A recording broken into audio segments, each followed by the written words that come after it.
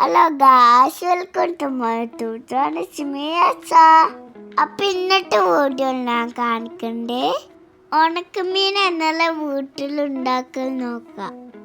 അതിനു വേണ്ടി ആദ്യം നമ്മൾ മീൻ സെലക്ട് ചെയ്യാം. ഞാനിവിടെ മാതലാണ് എടുക്കണ്ടേ. എനിക്ക് ഇഷ്ടമുള്ള മീൻ എടുക്കാം.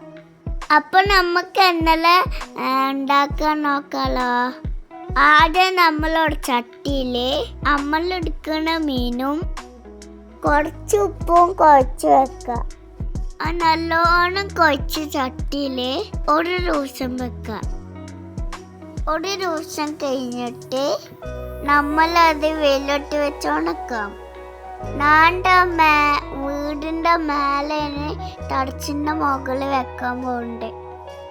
അപ്പോൾ നല്ല വെയിലുള്ള സ്ഥലത്താണ് നമ്മൾ ഉണക്കാൻ പോകുന്നത്. അതിനു വേണ്ടി ആദ്യം ഒരു പ്ലാസ്റ്റിക്കിൻ്റെ ചാക്കോ കവറോ താഴെ പിടിക്കുക. അതിൽ നമ്മൾ മീൻ ഓരോന്ന് വെക്കുക. ഇതുപോലെ ഓരോന്ന് വെക്കുക.